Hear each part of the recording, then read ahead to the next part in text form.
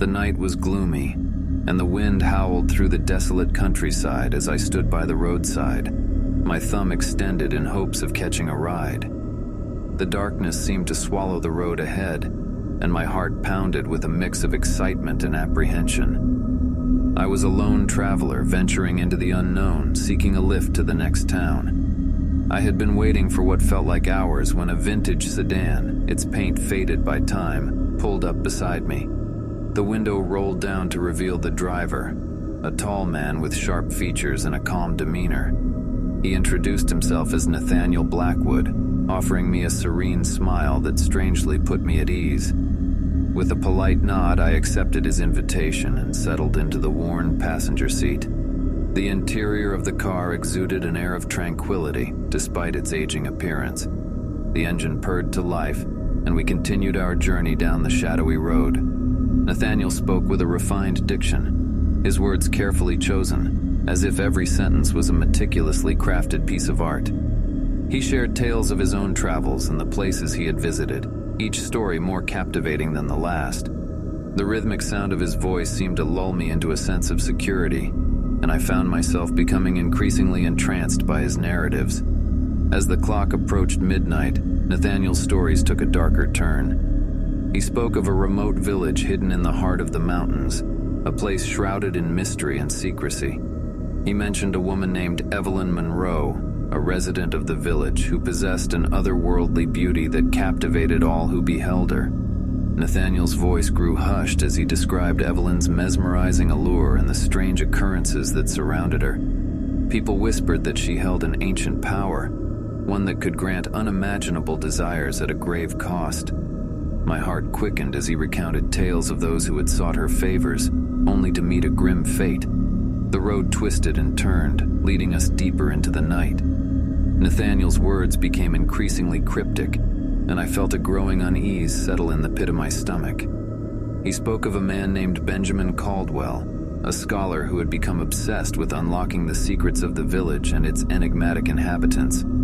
According to Nathaniel, Benjamin had delved into ancient tomes and deciphered forgotten languages in his quest for knowledge.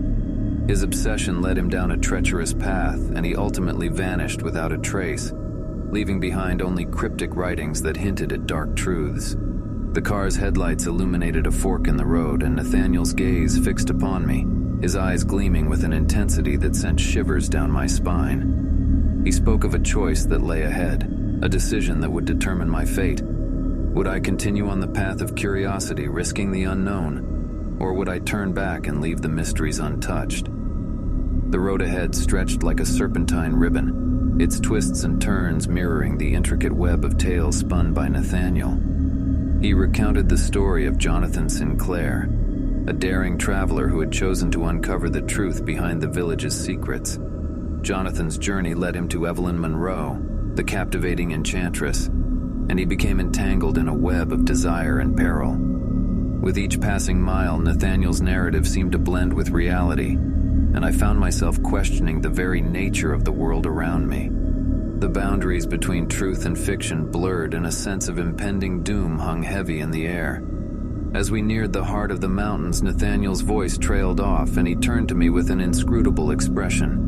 He extended an invitation to accompany him to the village to meet Evelyn Monroe and unravel the mysteries that lay hidden within. The choice was mine, he said, but the consequences would be irreversible. My heart raced, torn between the allure of discovery and the fear of the unknown. I looked into Nathaniel's eyes, searching for answers, but all I found was a reflection of my own inner turmoil. With a deep breath, I made my decision, and as we ventured further into the heart of darkness, I couldn't help but wonder if I was embarking on a journey that would forever alter the course of my destiny.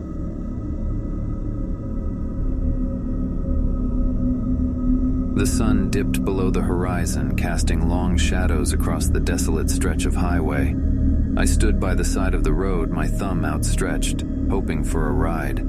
It was an eerie feeling, the silence broken only by the occasional rustle of leaves and the distant hum of an approaching car. I adjusted my backpack and glanced at my watch. Hours had passed, and darkness was settling in. Just as I was beginning to lose hope, a pair of headlights pierced the gloom, growing larger with each passing second. The car slowed down and pulled over, its engine purring softly. I approached cautiously, peering through the passenger window. A middle-aged man with graying hair and a friendly smile looked back at me. "Need a lift, kid?" Relief washed over me. "Yeah, that would be great, thanks."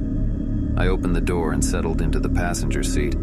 The man introduced himself as Richard and explained that he was headed to the next town. As we drove, we engaged in casual conversation. Richard seemed amiable enough, but a niggling sense of unease settled in the pit of my stomach. The miles rolled by and my tension grew. Richard's questions started innocently enough, where I was headed, what I did for a living. But they soon took a more personal turn. He asked about my family, my friends, where I lived. I felt a knot of anxiety tightening with each question, sensing that there was something off about his curiosity. I glanced at the road signs, realizing with a sinking feeling that we were veering farther and farther away from the town I had mentioned earlier. Panic surged through me, but I fought to keep my voice steady. "Hey, I think you missed the turn. I need to get to that town." Richard smiled, his eyes glinting in the dim light. "Oh, don't worry. We're just taking a little detour. Scenic route, you know?" I gripped the edges of my seat, my heart pounding in my chest. Something was terribly wrong, and I needed to find a way out. I pretended to relax and leaned back, my mind racing. I needed a plan. As we continued down the unfamiliar road, my thoughts raced. I knew I couldn't rely on my phone. There was no signal out here. I needed to find a way to escape, to get back to civilization and away from this unsettling stranger. My eyes darted to the door handle and an idea began to form. "Hey, I really need to use the bathroom," I said, my voice laced with urgency. Richard's smile faltered for a moment, but he nodded. "Sure thing, kid. I'll find a spot to pull over." He slowed the car and brought it to a stop on the shoulder of the road. As he reached for the gear shift, I lunged for the door handle and threw myself out of the car. The sudden rush of freedom was exhilarating, but my joy was short-lived. I hit the ground hard and tumbled, the impact knocking the wind out of me. Gasping for air, I staggered to my feet and began to run. Behind me, I heard the screech of tires and the revving of an engine. Glancing over my shoulder, I saw Richard in hot pursuit, his eyes wide with fury. Fear spurred me onward, my legs pumping as fast as they could. My breath came in ragged gasps, my heart pounding in my ears.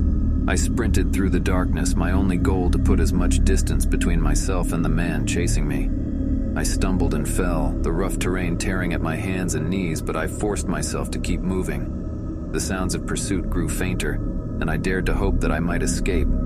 Finally, after what felt like an eternity, I stumbled upon a small, isolated gas station. I rushed inside, panting and disheveled, and begged the attendant to call the police. Moments later, sirens wailed in the distance, growing louder until they finally pulled up to the gas station. Officers swarmed the area, and I recounted my harrowing ordeal. They assured me that they would find Richard and bring him to justice. As the adrenaline faded, exhaustion set in, and I found myself trembling with a mix of fear and relief. Days later, I sat in the police station staring at a photo lineup. My heart raced as I pointed to the image of the man who had picked me up that fateful night. The officer nodded solemnly, and I knew that justice would be served. It's been months since that chilling encounter, and I still shudder at the memory. Hitchhiking wrong had nearly cost me my life, but it had also taught me the importance of trusting my instincts and fighting for my survival. The desolate road had been a testing ground, a place where I had been pushed to the edge of my limits. And though the scars, both physical and emotional, still linger, I've emerged stronger, determined never to let my guard down again.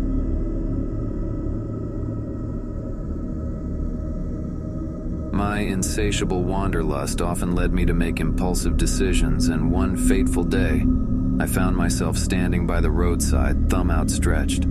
The sun was setting, casting long shadows across the desolate highway. My heart raced with excitement as I hoped for a ride to my next adventure.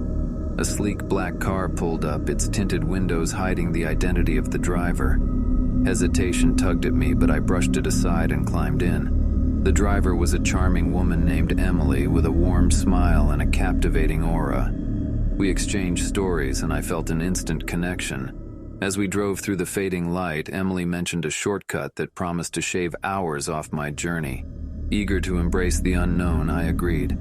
The shortcut led us down a narrow, winding road flanked by dense woods. Unease gnawed at me, but Emily's reassuring presence kept my fears at bay. Minutes turned into hours, and the surroundings grew increasingly unfamiliar. Panic tinged my excitement as I realized we were lost. Emily's demeanor shifted, her smile replaced by an unsettling grin. She assured me she knew the way, but her eyes held a sinister glint. The car came to a sudden stop, the engine dying with an ominous silence. Emily turned to me, her voice dripping with menace as she revealed her true intentions. She was part of a twisted game, a deadly hunt where hitchhikers became prey. My heart pounded as I realized the danger I was in. I scrambled to unlock the door, but it was too late. Emily's accomplices emerged from the shadows surrounding the car and sealing my fate. They dragged me out, their faces masked by cruel intentions. I fought back with every ounce of strength, desperate to escape their clutches. The woods echoed with my cries for help, but the isolation swallowed my pleas. Emily's laughter rang out, chilling me to the bone. They forced me to run, the woods becoming a labyrinth of terror. Every rustle of leaves, every snapping twig sent shivers down my spine. Hours blurred into a nightmarish blur as I evaded my pursuers, driven by sheer survival instinct. My body ached, but I couldn't afford to stop. Just when I thought I was cornered, a mysterious figure emerged from the darkness. Another victim turned ally, determined to escape. Together we devised a desperate plan to turn the tables. We set traps, leaving obstacles in our wake to slow down our relentless hunters. The tension escalated as our pursuers fell into our traps one by one, their arrogance turning to panic. A glimmer of hope ignited within us, but Emily remained elusive, her determination unshaken. The final confrontation loomed, a deadly game of cat and mouse in the heart of the woods. As dawn broke, our showdown reached its climax. Emily's chilling laughter filled the air as she cornered us, her eyes gleaming with sadistic delight. A fierce struggle ensued, each move fueled by desperation. In a last-ditch effort, we managed to disarm Emily and gain the upper hand. The authorities arrived just in time, ending the nightmare that had consumed us. Emily and her accomplices were apprehended, their reign of terror over. The other survivor and I exchanged a silent nod, our bond forged through adversity. We had triumphed against the odds, but the scars would forever remain. In the aftermath, I realized the true extent of human darkness, the capacity for cruelty that existed within the depths of some souls. Though I continued to seek adventure, my hitchhiking days were forever behind me. The road ahead was uncertain, but I carried with me the strength born from a harrowing ordeal.